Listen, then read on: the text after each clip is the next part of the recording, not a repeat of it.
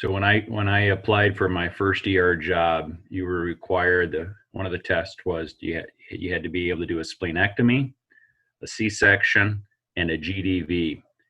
And I'd been out maybe a year and a half, never done a GDV in my life. So I lied because I needed to get the job. And of course, 2 days, here I am, I'm by myself, GDV walks in. And I had to call one of the attendees, and her response was, I thought you said you know how to do a GDV, but still remember that.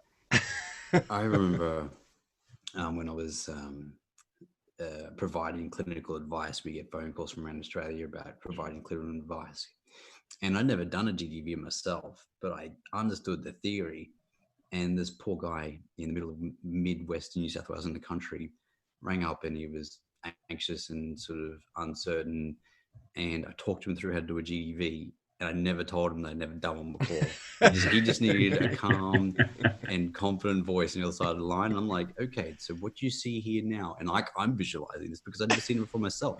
So, but it went well, and so. You do realize I am recording, Gerardo? You can share that one. You can share that one. Oh my God, what's going on with my computer? Okay, sorry, say it again. Good evening, ladies and gentlemen. This is Gerardo Poli.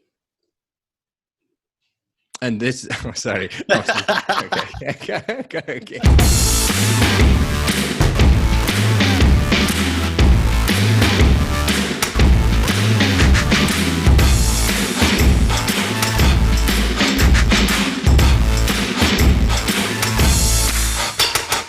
One of the best bits of advice I've ever received was to find good mentors and to learn from them.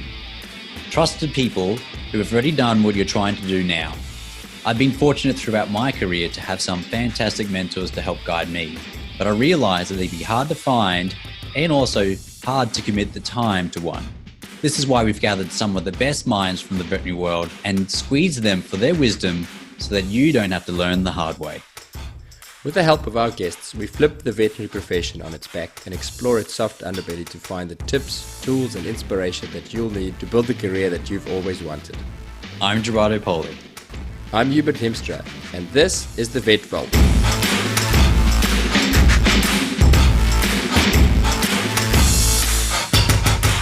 Welcome to another episode of the Vet Vault. We hope that the new year has started off well for everybody. Gerardo, what's happening with your new year? 2020 is actually started with a bang. Incredible amount of work and effort has gone into launching a new brand that Alex and I are starting, which is called Vet Success Academy. So keep an eye out for that. And also, both of us have been working in the background with regards to supporting veterinarians and the wildlife that have been affected by the bushfires. And we're about to launch on an almost around the world traveling trip, going to States, to Dubai, and also the Philippines, talking on topics like emergency and so forth. So, and then we've got heaps of guests lined up, don't we, Hubert? Yeah, we do. I saw you going to America. That you sort of sprung that on me. You can't just do that. What are you doing in America? What are you doing in America? My bad. That's why I said that we should do 2 podcasts right now, because I've been gone for a month. You can't surprise me like that. I plan my year and then I see on social media that you're missing off to America somewhere. Yeah, we certainly do have some exciting guests planned. I'm very excited for this episode, and some big things coming for the podcast this year as well, I hope. Which brings me to our guest for today. Will you tell us about him, please? We were introduced to Dr. Dan Markwalder when we interviewed Dr. Cody Creelman, the cow vet, who kept referring to him as one of his best mentors out there. Seeing as we're all about mentoring here, we all knew that we needed to have him on the show, and Dr. Dan certainly has the experience to make him an absolute mentoring guru. He founded his first hospital at the age of 28 and has grown that business into an 18-practice success story with the help of good partnerships and through fantastic mentoring relationships. He still practices in the clinics that he owns, and he is passionate about mentoring veterinarians of all ages and in all aspects of their careers. Dan speaks throughout the United States to veterinarians and practice managers on the importance of developing a culture of mentoring at a practice level, and frequently lectures at numerous universities around the States. He is also the Mark in Mark Roy Consulting, a consulting service that offers coaching and workshops on aspects of practice management, like leadership skills, bridging generational gaps in practice, and team culture.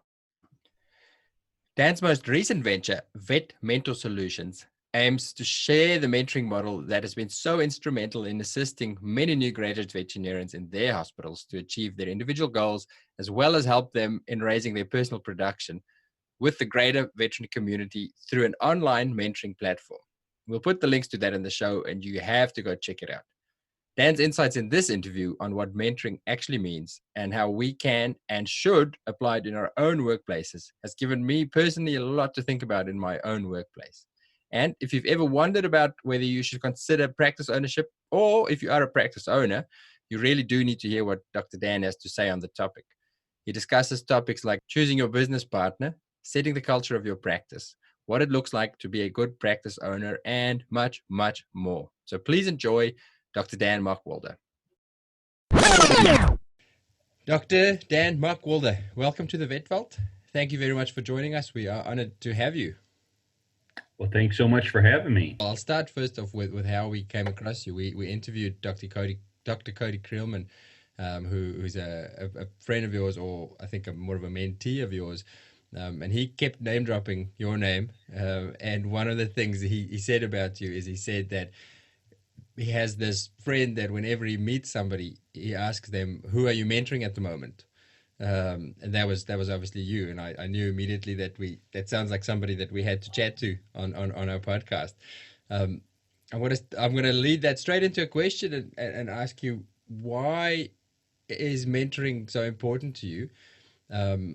And more than mentoring, why is being a mentor so important to you? I think we all know why the young vets, or why all of us need mentors, but why do you think it's important to be a mentor? I think as somebody who's been involved in veterinary medicine, I started working at my first practice at age 15. Wow. I went from delivering afternoon newspapers to working at my first veterinary hospital. And I'll never forget the guy I worked for, a single practitioner. He's 83 years old, still practicing to this day. Just gave up surgery, believe it or not, last year. And he was really the first mentor I ever had. And his run requirement was, if you hold a dog and I'm working on him and I get bit, just walk out the door. That was my first mentoring experience, by the way. And I spent all my years through high school and all my years through undergraduate and the summers that I had off during veterinary schools working for him. And he just really showed me the love affair that he had and that I caught with veterinary medicine. And it really instilled into me the responsibility that we have to mentor other individuals. And so from the time I started my first veterinary practice back in 1994 to this day, it's something that has just been part of my DNA. I love mentoring young doctors, and it's part of the culture of my organization. And it's a passion that I have, and every opportunity that I have, whatever format it may be, I talk about the importance of mentorship. And we all know that it's the big topic today. So many young veterinarians want it. And we hear so much about it, good and bad. But so it's a passion that I very much have. And every time I have a platform, I talk about it. Wow. I love it that passion started way back before you even sort of, really kind of kicked into your own career. And then the thing which is really powerful about it is the fact that you're creating a culture around mentoring. And what do you think then, I suppose, would be some prerequisites around like a culture of mentoring? Like if you could answer that, like, is there a program or a structure you put in place to support the vets stepping up so then they then learn how to be proper mentors themselves? Or I think for me, foundationally, the importance of mentorship is time and trust. Time and trust. And what I always tell people is, if you don't have a commitment of time towards being a good mentor, then don't even start it. I always say, how do kids spell love? Time. It's time. And it takes time to build trust. And so foundational to a mentorship is a relationship. The most important asset that each one of us has is our time, right? And how do we spend that time?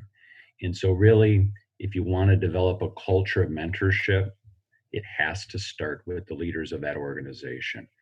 And so many years ago, when I started my practice, I said from day one, we're going to have a commitment to mentorship. And that's not just for our veterinarians, that's for every aspect, every individual who's in our organization. And so for me, mentorship is part of the culture. What drives the culture? It's really leadership, right? And what is the culture? Really, if you start at step one, what's culture?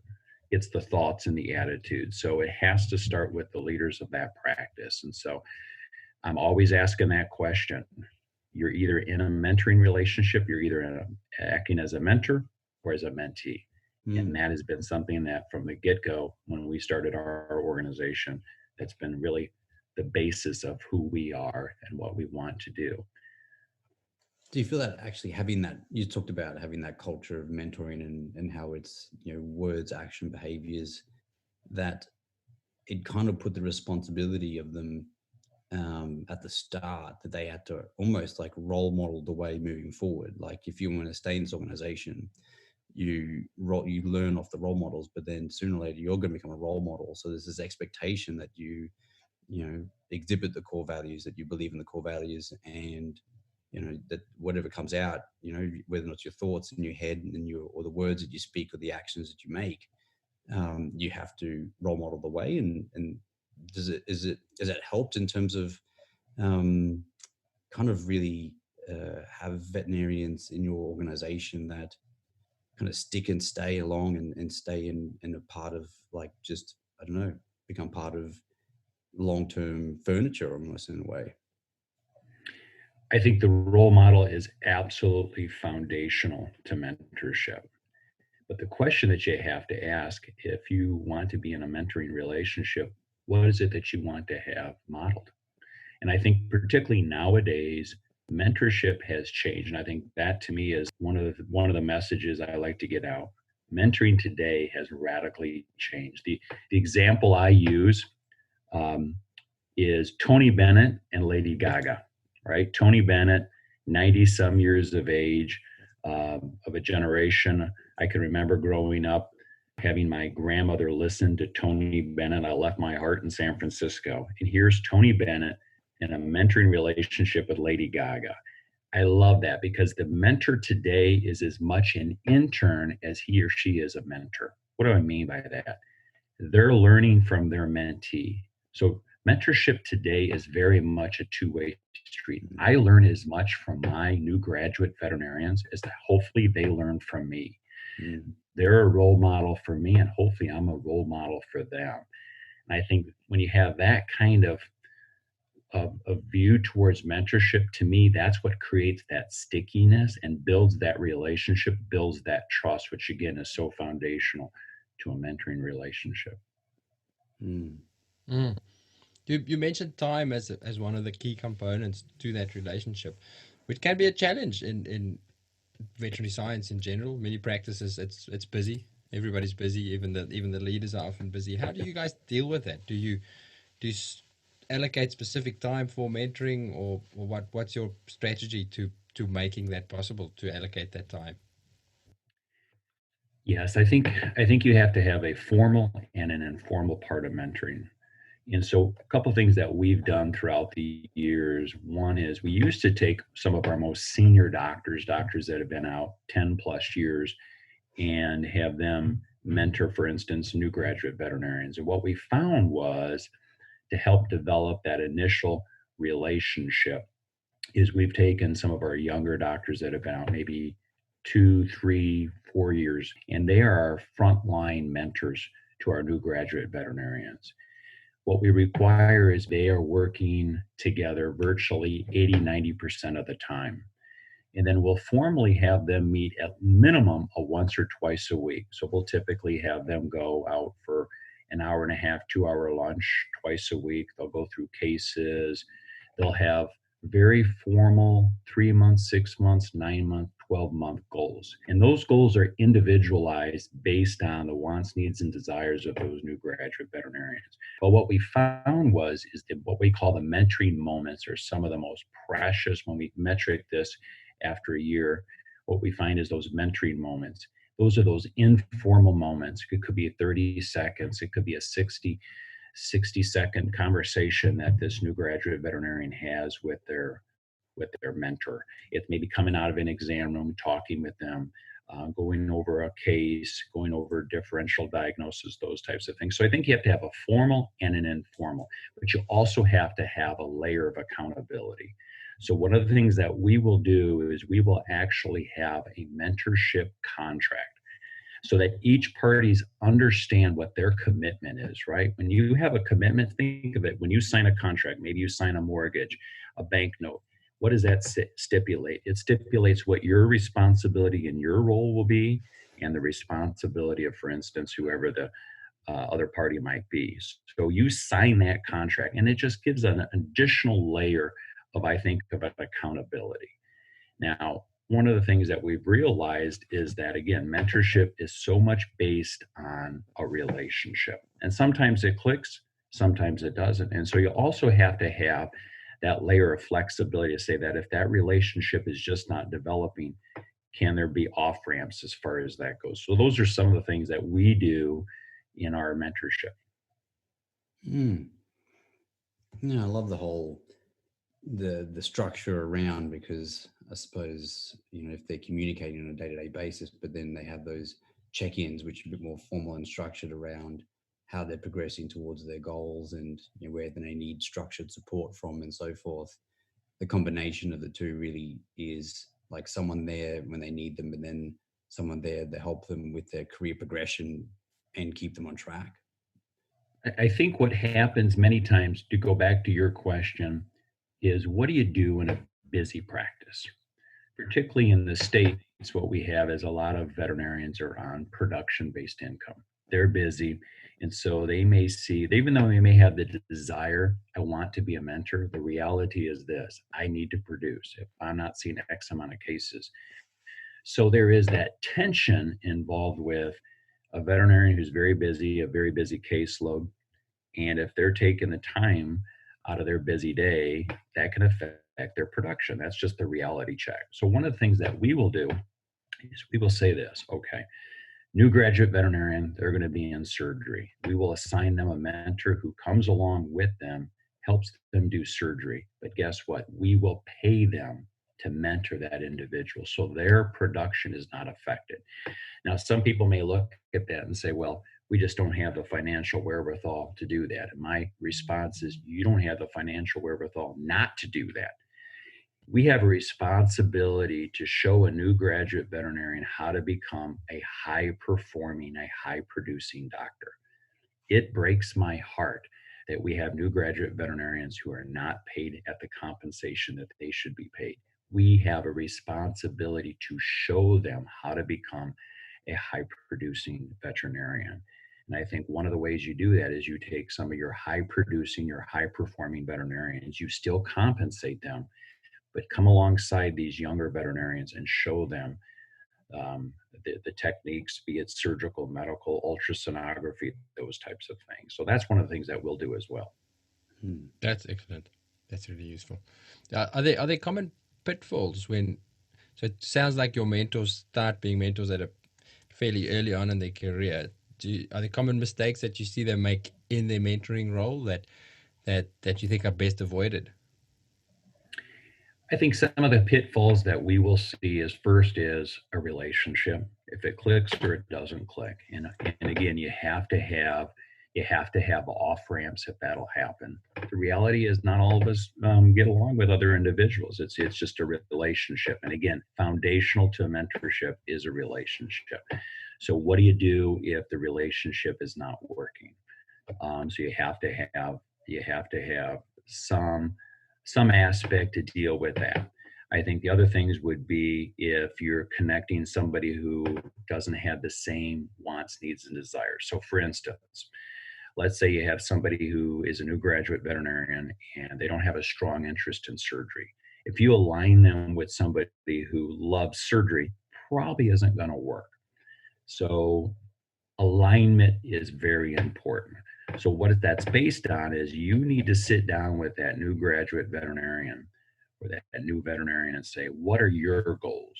Where do you see yourself? What are your passions in veterinary medicine? What niche do you want to fill? And make sure that you have a mentor who can help that individual, who's also passionate with the things that that new graduate veterinarian is passionate as well. If not, it's going to be difficult to develop that mentoring relationship. One of the things that we tell new graduate veterinarians is it takes minimum 18 months to 24 months to get you a confident, high-producing doctor. So this is really a 1.5 to 2 year commitment. And so one of the things that we have to do early on is, again, recognize what are the goals for that individual. One of the things that I will ask a new graduate veterinarian is, what does mentorship look like for you? This is one of the things that I talk about when I speak throughout many veterinary colleges. What does mentorship look like for you? That word is thrown around so much today. The reality is mentorship could be very different in one organization from another organization. Mentorship in one organization might be you're in a 3 or 4 week mentoring relationship, or maybe it's going to be nothing more than videos and textbooks and those types of things. So what does mentorship look like? What are your goals? I say this a lot to new graduate veterinarians. You should be able to articulate what your 3, 6, 9, 12-month goals are. And so for us, mentorship is very much an individual. It's not a cookie cutter approach. What works for one individual is not going to work for another individual. We just rolled out at our hospital about a year ago a formal structure called independent development review and plans, and it's around that. It's around kind of what do they want to achieve, and then kind of articulating their goals clearly, but also real goals that are actually measurable. And so instead of go, I'd like to feel more comfortable in the consultation room, it's like, well, how can you measure that? Because they actually could be feeling a lot more comfortable in the consultation room, but then they may actually not realize it because they're waiting for a feeling to occur or something like that. So, but having, I totally agree, Dan, with what you're saying, that having a structured program with clearly articulated goals that are individual to that person is really important. And it's made a dramatic difference for us in terms of, how would you say, career reward. Like, I suppose, our senior vets now feel like as if they now have an impact on the veterinarians that come through and see the impact of their contributions. And it's added this extra layer of I suppose, just meaning to their career now, instead of just them being emergency veterinarians. So yeah, I love everything you're saying. It's incredible. It's really cool.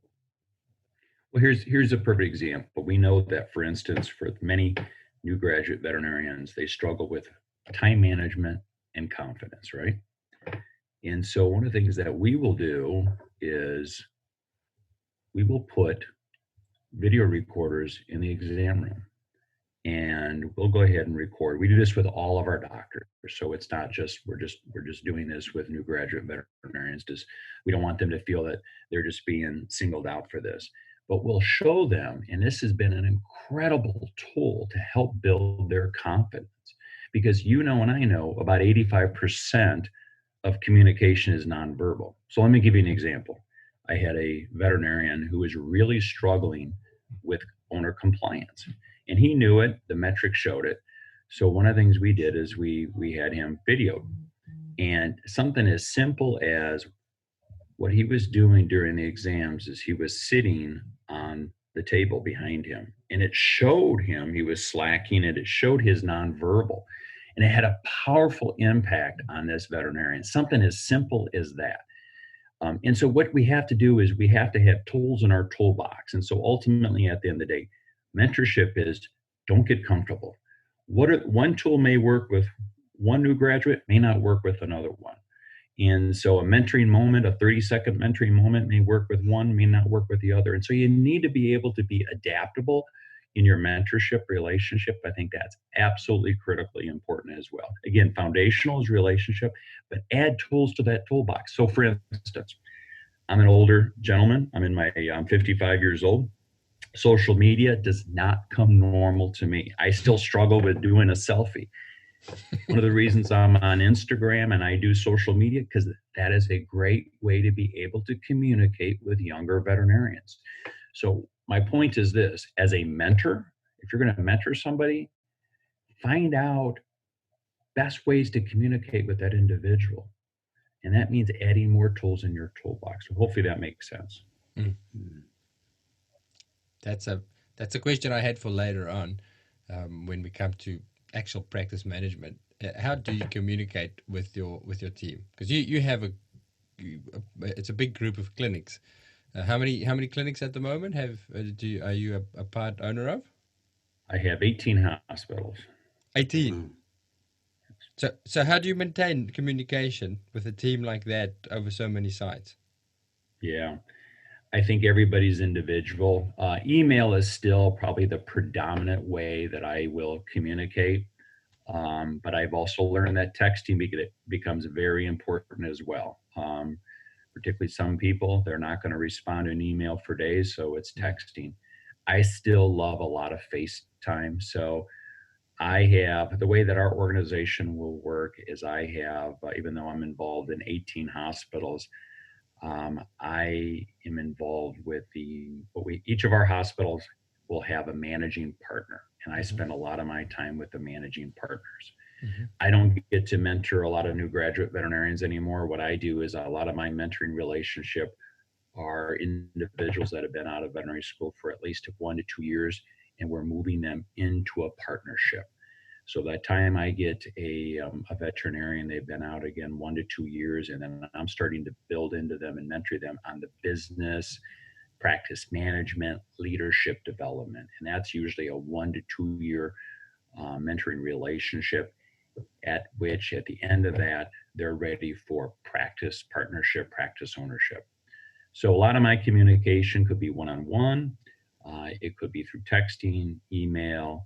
I try to spend as much time as I possibly can, though, with my mentees. Usually it's going to be a minimum of a 3 to 4 hour commitment each and every week.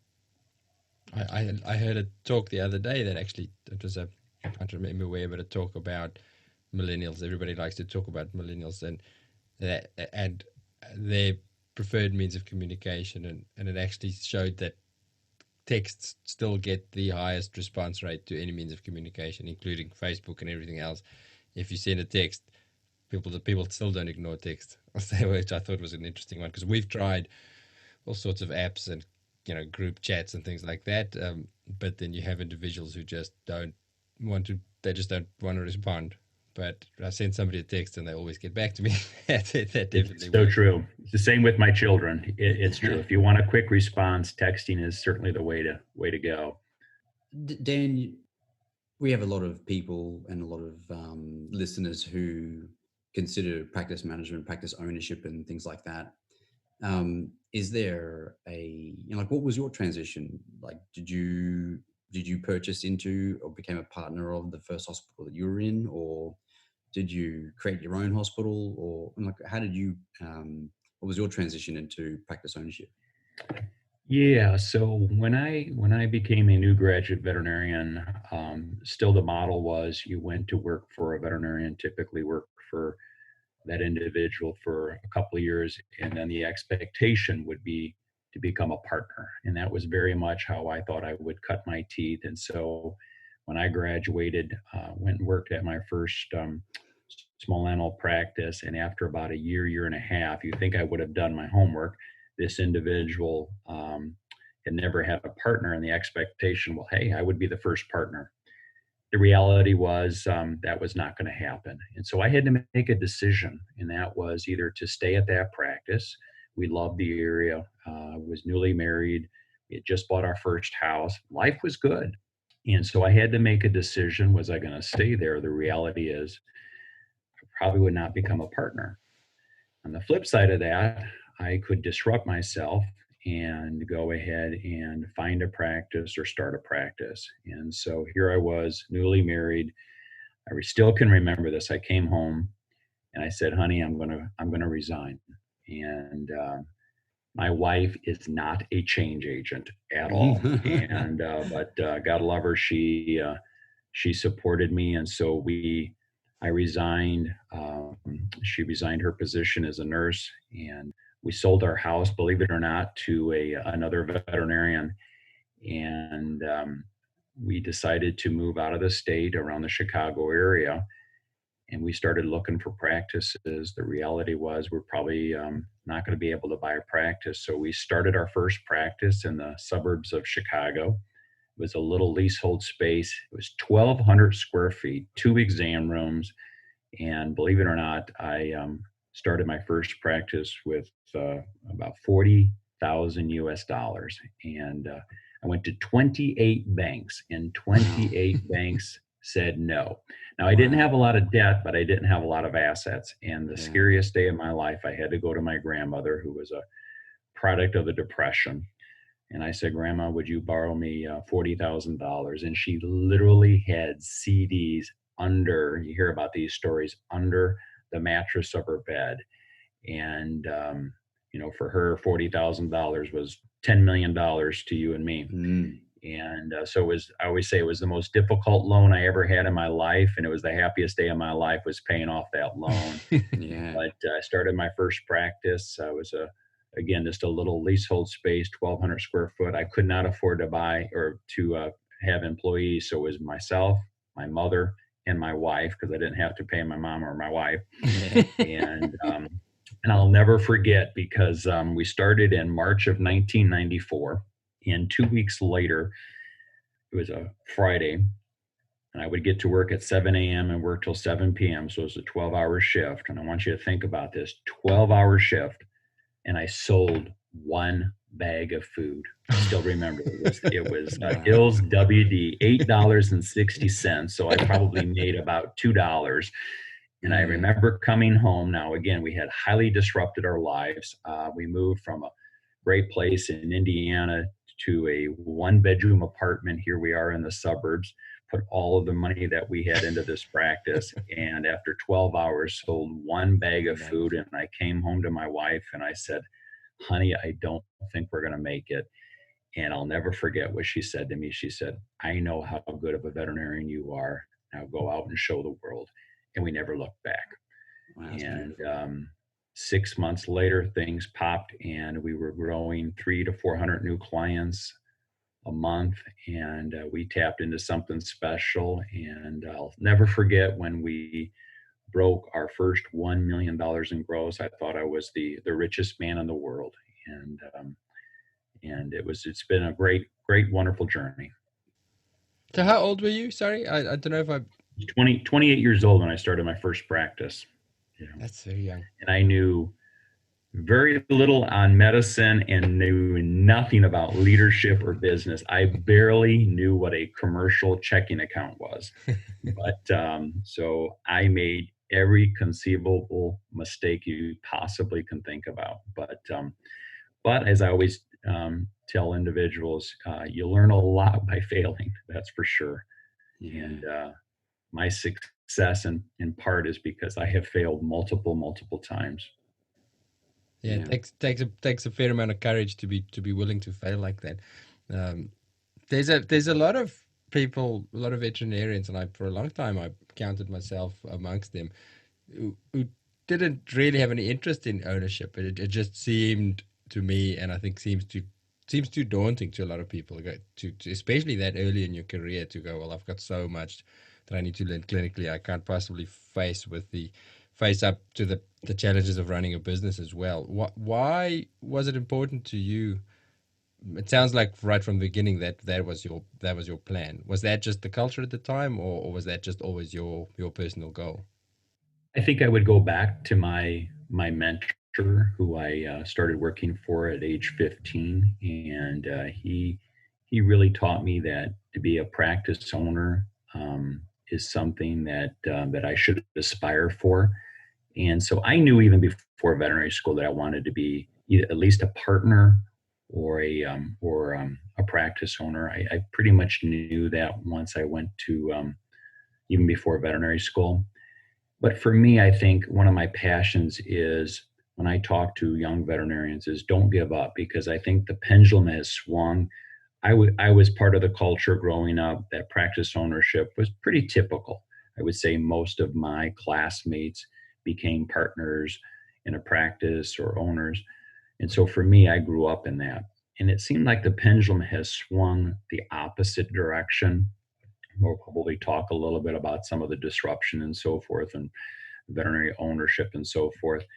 But at least one of the things that I try to communicate with young veterinarians, don't give up on ownership or partnership. There's a lot of incredible advantages. Is it hard work? It is hard work.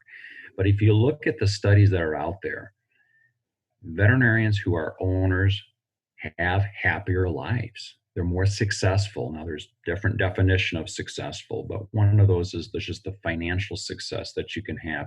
You can have work-life balance and be a practice owner.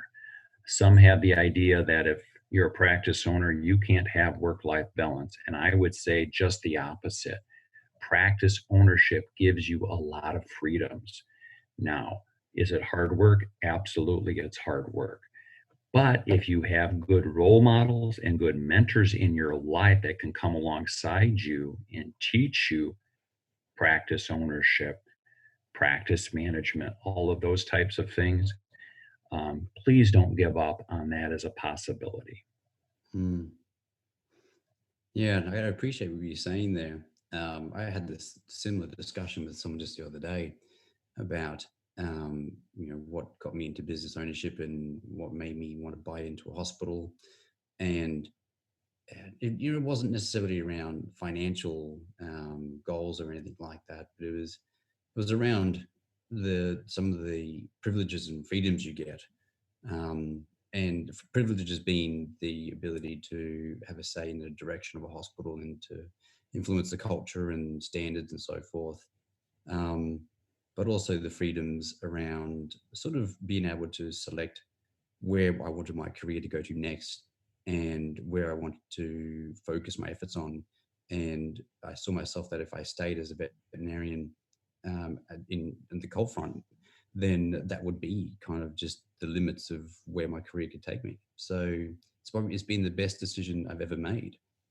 Probably one that I ruminated on for years, but ever since then, it's created so many doors of opportunity and different avenues for interest and for continued professional development outside of just learning new clinical knowledge. So I don't know, Hubert, what's it like for you? Yeah, same. I don't regret it at all. Exactly as you say, Dan. It is hard work, but certainly a lot more. It's that autonomy.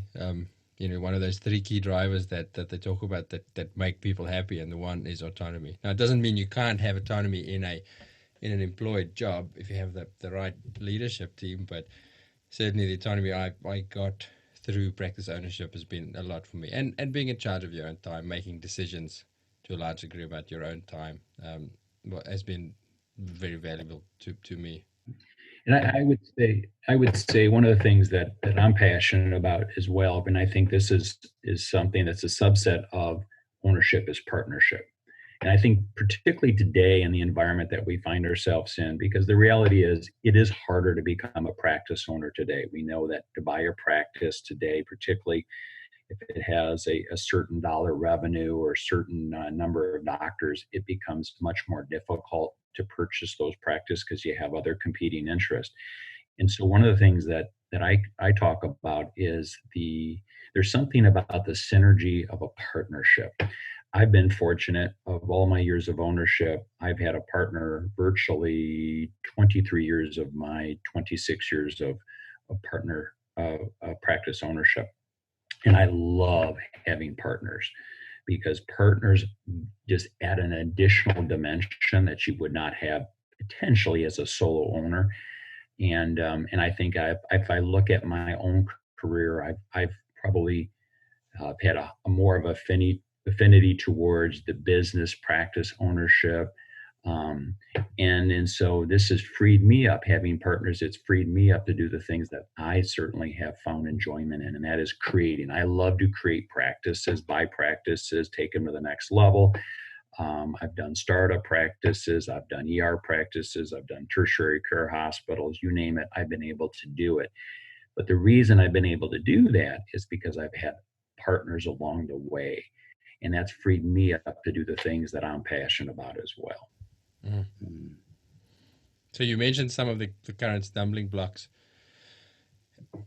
Your story, starting your own little practice from scratch, is that still a possibility in this day and age? Is it something that people can do, or is it should you mainly look at becoming a partner in an established business such as your own?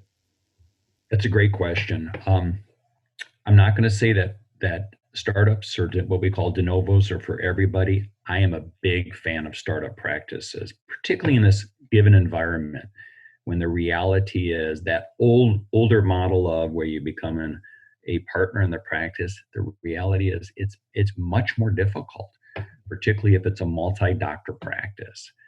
Again, because of some of the competing interests and so forth, and these multiple rates, or what they call the cap rates, to purchase these or to become a partner can be an obstacle. And so one of the other avenues to look at is a startup or a de novo. And so I'm a big fan of it. Of my 18 hospitals, I've done 10 startups. We're actually doing a startup practice in the city of Chicago, in one of the hottest areas of Chicago. And it's going to be a 5-story, 30,000 square foot startup practice. Wow. We've been trying to get into this area of the city for about 5 years. And the individual who's going to be our managing partner of that practice is a young veterinarian who's been out about 4 years, and he's been in our organization for 2 years. He could never have done this project by himself, but he's going to be a partner in this practice. And what's interesting with this guy is he has a strong interest and passion in real estate.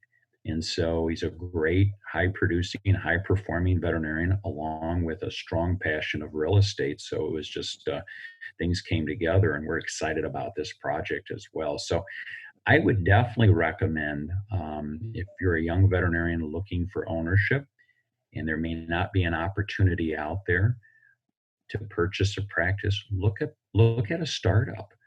The nice thing with startups is they're not as expensive. Some people get fearful because they say, well, I don't have a client base. I think location becomes very important. You have to find an area that there's a need, a desire. I think increasingly, particularly as we're starting to look at small animal practice, there's so many different niches that you can fill. So what niche do you want to fill? So it really comes back to this. If you want to be a practice owner, why? What's your why? What's your mission? What's your personal mission statement? Why do you want to be a practice owner? For me, the financial remunerations come secondary. That is not in itself a good reason to become a practice owner. For me, it was, as you mentioned, it's autonomy. I wanted to create something special. I wanted to be involved in that process. I wanted to have certain things like a culture of mentorship. The financial remunerations come later. It is going to be hard work. It does require a commitment of your time and your resources, but it's also an exciting process. And I think the opportunities for veterinary medicine, the future looks so bright. Again, I've been doing this since 1979. And the things that we're able to do today are just exciting with innovation. Just think of all the different things that we're able to do in veterinary medicine that just didn't exist 10, 15, 20 years ago. And what's great is pet ownership continues to be on the rise, right? We talk about the millennials. The good thing on millennials is pet ownership it looks like it's as high, if not higher, than boomers. We built veterinary medicine on let's face it, female boomers. That's dramatically changing now. And we have to understand what are the wants, needs, and desires for millennials. The good thing is they love their pets and they love veterinarians. They still look at veterinarians as the number one source for the well-being and care for their pet. So what niche do you want to fill as a practice owner? That's what I always start with. Why do you want to be a practice owner, and what niche do you want to fill? I've got a question, Dan. Is it right to assume that out of your 18 practices that like all your partners are veterinarians, are they? Or the main person who's in charge of running the hospital, would they be a veterinarian? Yeah, so our managing partners are all veterinarians. I think the key to your question is, can you be a non-veterinarian and be a practice owner? Absolutely. To me, I look at a partnership like a marriage. And so finding that right partner doesn't necessarily mean that that individual has to be a veterinarian, but that partnership is a commitment. That is a commitment, because there's going to be the valleys and the mountaintop experiences, right? And what really will test a partnership is when you have those valley experiences. And so it starts with, to me, a partnership starts with, you have to have a mission that you both agree on. What are your core values? What is it that you both, what I call the non-negotiables? What's going to be the DNA of your practice? That's the core values. So you both have to have an agreement on what those core values are going to be, because otherwise, when the valleys come and you're trying to put a round in a square hole, it's not going to work, right? So I think you can be a non-veterinarian and be a partner. Our model is such that it's different, because we take young veterinarians who want to be practice owners, but they don't have the financial wherewithal to become a practice owner. So we will bring them on as a full equity partner, and after they've gone through our mentorship program. But I think the model would certainly allow for a non-veterinarian. Would you feel, because when we're talking about productivity and profitability of hospitals, and some veterinarians inherently aren't, don't even graduate with business degrees, or degrees in business management or MBAs and things like that. Common sense sometimes even. True, but like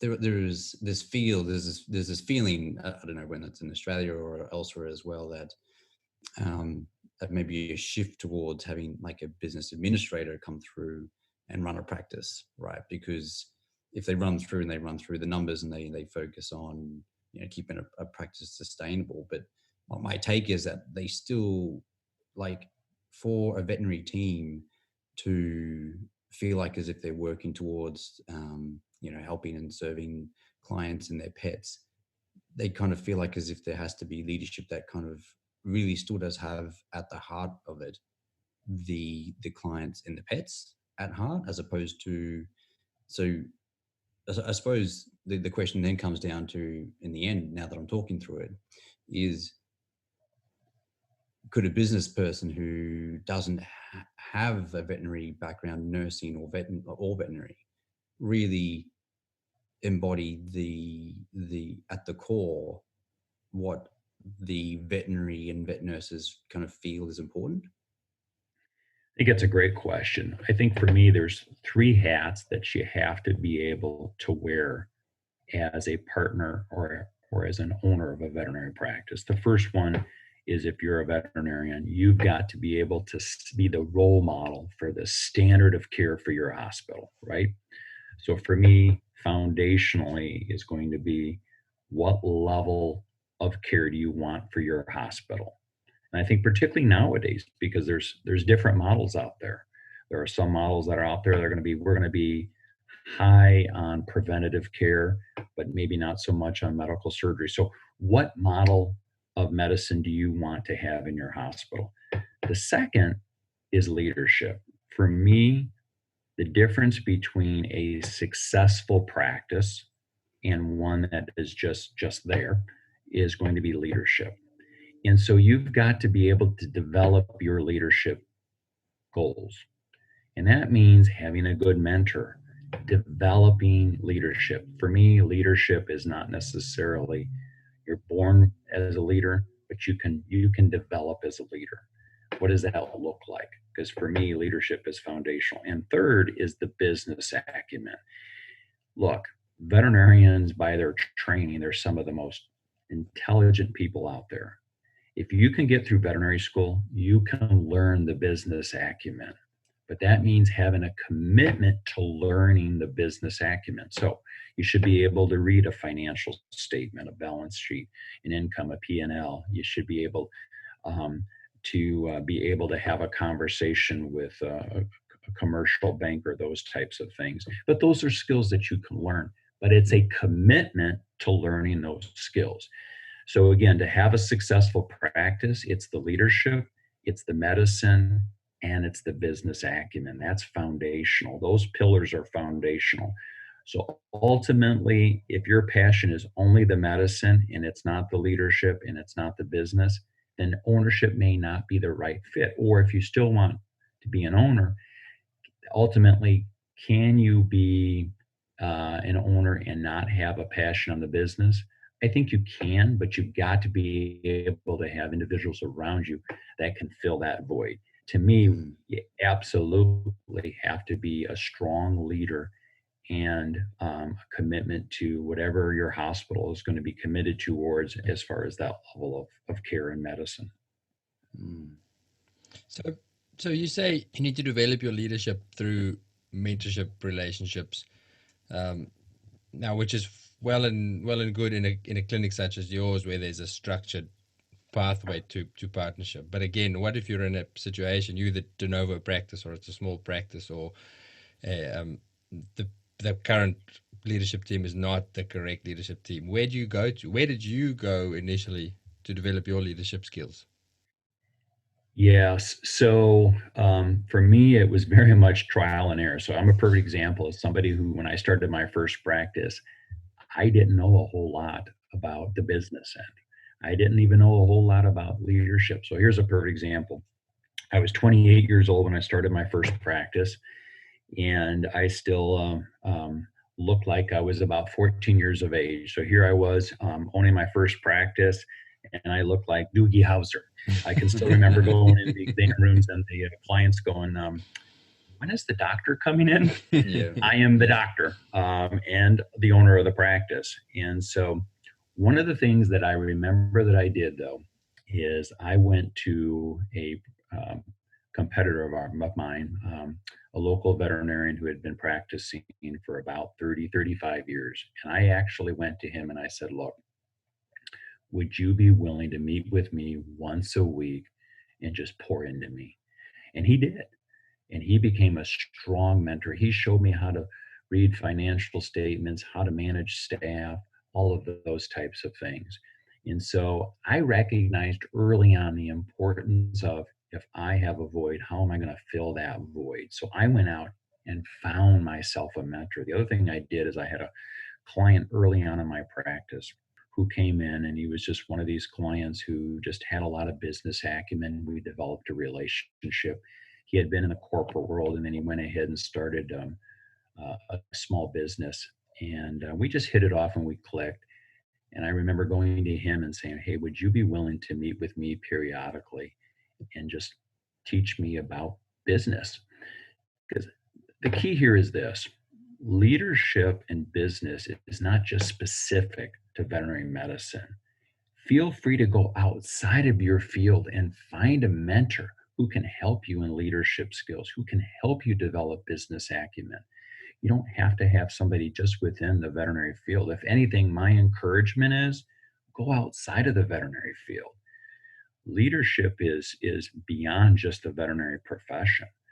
So I think finding that right mentor, but that means going out and finding that mentor. I think that's absolutely critical. One of the projects we're doing in 2020 through Markwalder is coming alongside veterinarians that are ready for practice ownership and having a layer of accountability. And one of that is they have to find themselves a mentor who's going to come alongside them and teach them the leadership and the business acumen.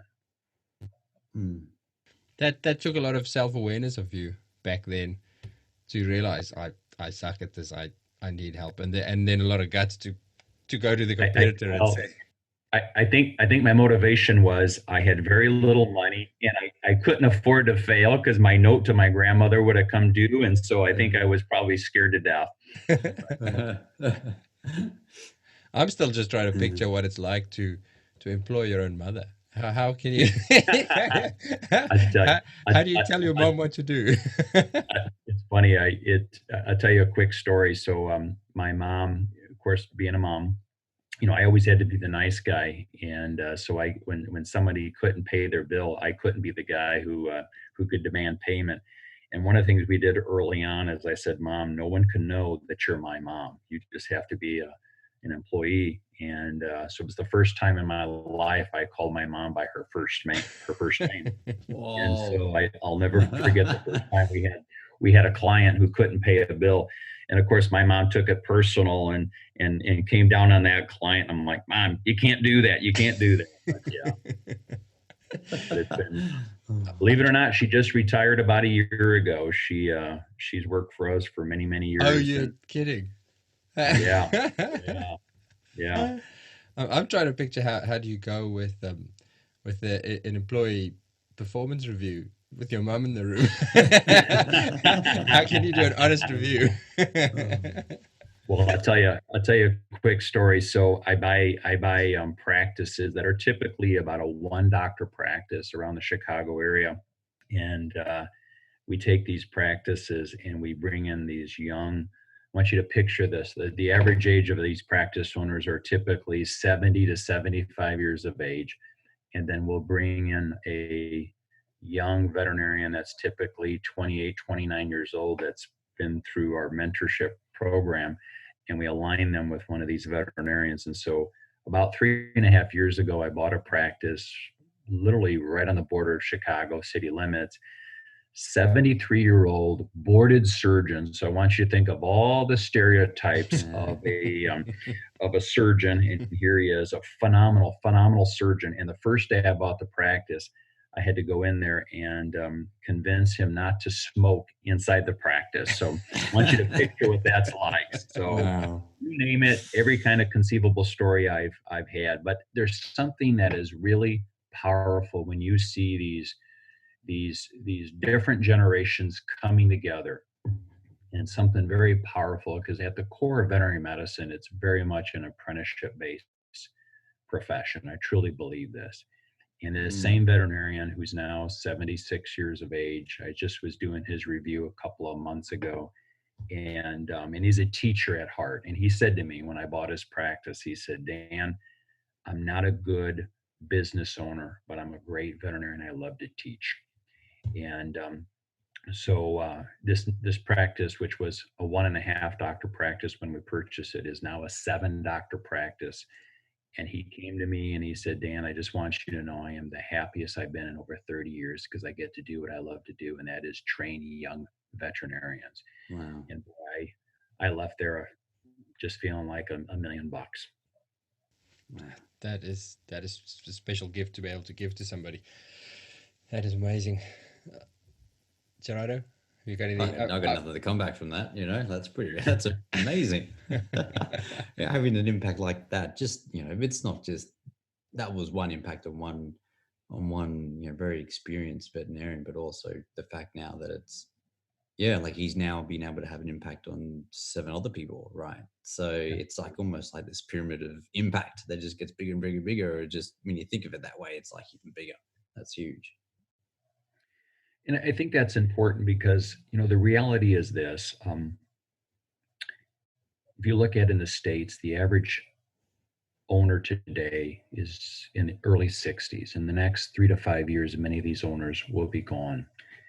And they have an incredible gift. Think of the number of years of wisdom that they have, that they can impart to this next generation. And one of the passions that I have is bringing these 2 generations together. We know that the future of veterinary medicine is really in the hands of these young millennial veterinarians. They're going to write the next chapter.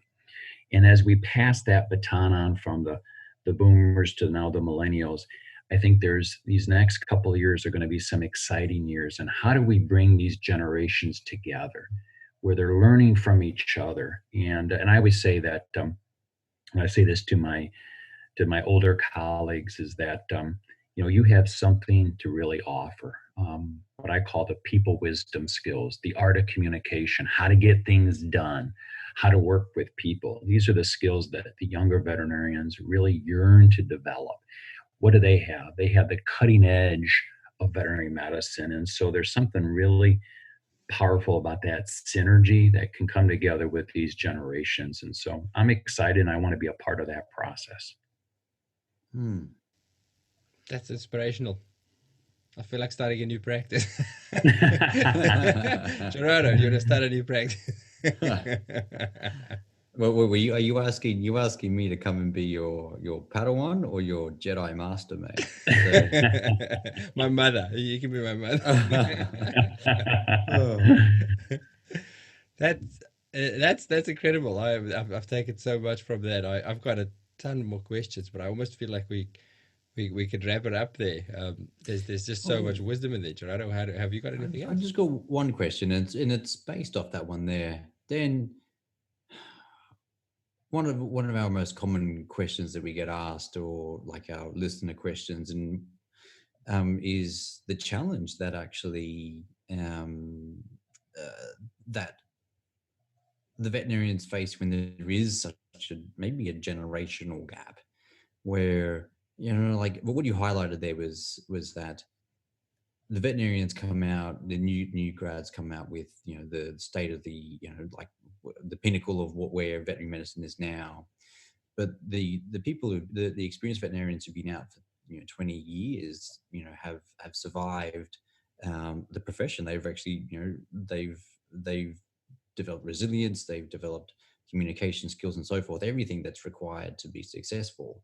But then it's the threat between the threat of the new grad not feeling like as if they're being listened to and wanting to practice the standard that they want to practice or being told they should practice, and then potential threat of an experienced veterinarian feeling like as if they're not respected or something. But the way how have you tackled that that challenge?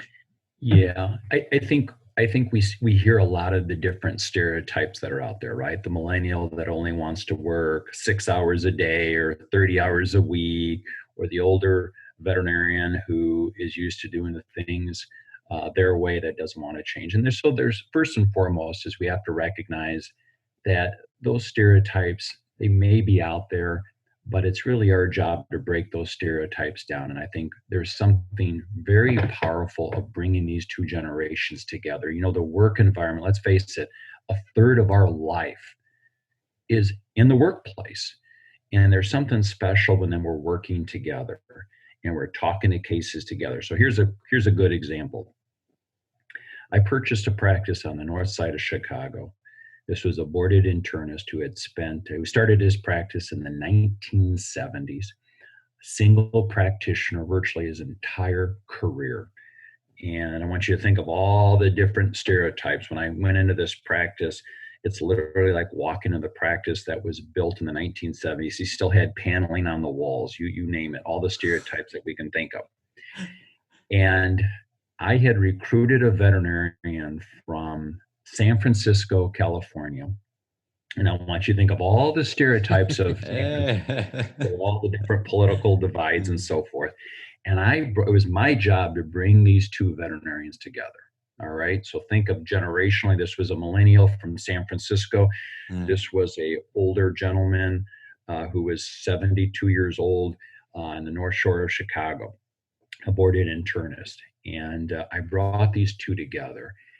And, they worked together and they developed a very close bond and relationship, because that's what the work environment will do. And I told both of them when we started, you have to have a commitment to listen to each other. So part of it is breaking down those barriers, working together, developing a personal relationship. We're bonded because we love pets. We love the clients that we serve. That's a bond that all of us share within our profession. And that can break down a lot of barriers as far as that goes. And so, It's amazing. It's the little things that can really count. Going out to lunch, sharing a cup of coffee together. I remember the first day when this young veterinarian started, and she's like, you know what? I think I can do this. About 2 weeks later, she calls me up and she goes, I just want you to know the doctor gave me one drawer in his desk that I can use now. So I think we've moved a long way to developing our relationship. Time is, I think, the most important thing. And a lot of older veterinarians are willing to change. Do they need help? Absolutely. And again, that's why I go back to that model. We have to be as much of an intern as we are as a mentor today. And likewise, the younger veterinarians, they have a lot to offer as well, but they also have to be willing to be teachers and communicators. I had to learn how to use Instagram. I had to learn how to do a selfie. Guess who taught me? One of my younger veterinarians. And so there's something special when you're developing that relationship. So I think that would be my advice. Maybe the common thing here, because it sounds like they're all success stories, Dan, the common thing is this could be your next career pathway. It's not it is current career pathway. Well, that's right. This is a current one, but it's purely just as the intergenerational breakdown barrier coach or something like that. But there you go. Yeah. All right. I'm going to put that on my CV. Yeah. And selfie taker. There we go. Well, it's a good point though, Gerardo. Like, how, Dan, do you play an active role in that? Because Gerardo's right. It is a problem that comes up a lot with young veterinarians, where they go, well, I'm just not feeling that connection with my employer or my potential future business partner. We're not gelling. Is the secret sauce having a third party who is an intermediary to smooth over that relationship?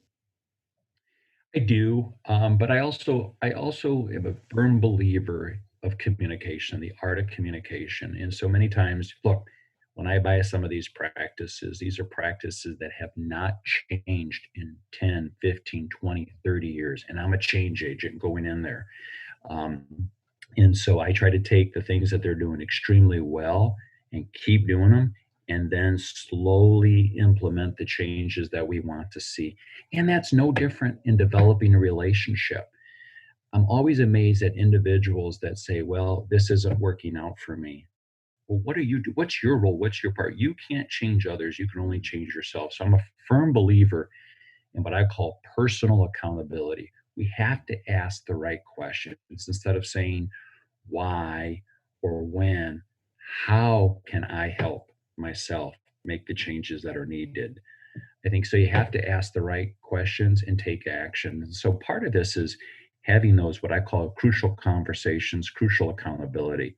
If things are not working out, how are you dealing with them? Are you going to that individual and communicating, being respectful? I think that becomes a critical part of developing a mentoring relationship, is developing the art of communication. I got nothing more to ask or add. Like, this has been really great. I'm going to listen to this straight away as soon as we stop recording. Dan, that leads me to resources. We like to get some of our listeners' favorite resources. Because it's a podcast, I ask about podcasts. Are you a podcast listener? I am. I do. I listen to a number of different podcasts. Would you like to? Yes, please. Give us your hit list. Sure. Whitney Johnson, Disrupt Yourself podcast. I'm a firm believer in. I love anything that she writes about. She also is an author of a book called The A-Team. Brainy Business. I've been really interested in a lot of the different behavioral economics. So that's a great podcast. The Michael Hyatt podcast is a good one. Lead to Win. John Maxwell podcast. He does one. He does a quick Maxwell minute every morning. I listen to. Coaching for Leaders. That's a great podcast. And I do a lot of TED Talks as well. So I'm a big believer in TED Talks. Can I also give a list of some books that I would recommend? Yes, please do. I'd love to. an oldie but goodie, but I think is absolutely necessary for anyone in leadership. And I always say the moment that you become a veterinarian, you're a leader. In Search of Excellence by Tom Peters is a great book. The QBQ by John Miller, The Question Behind the Question, it talks about personal accountability.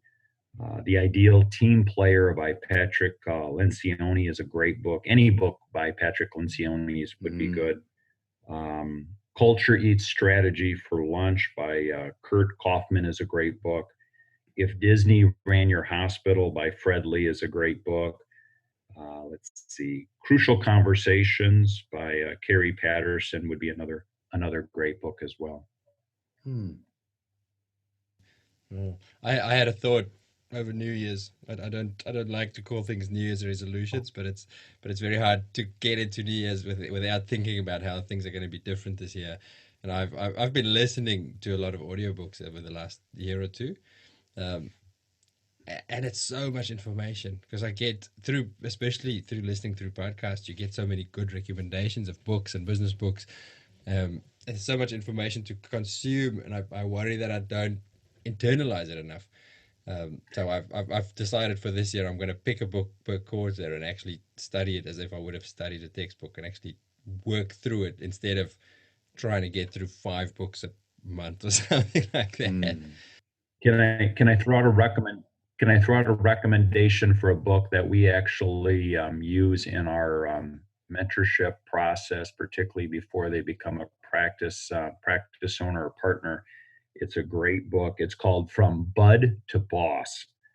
It's a great book, and it breaks down every aspect of leadership, delegation, accountability, communication, coaching, those types of things. And it's probably my favorite book for a young leader or soon to be practice owner.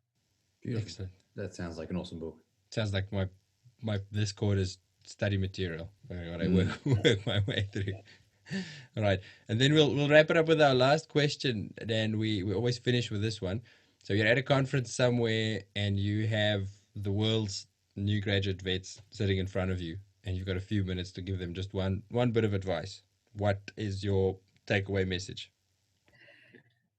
My takeaway message would be this: be a lifelong learner, have a growth mindset, never, ever, ever be comfortable, keep growing, because in veterinary medicine, things are constantly changing.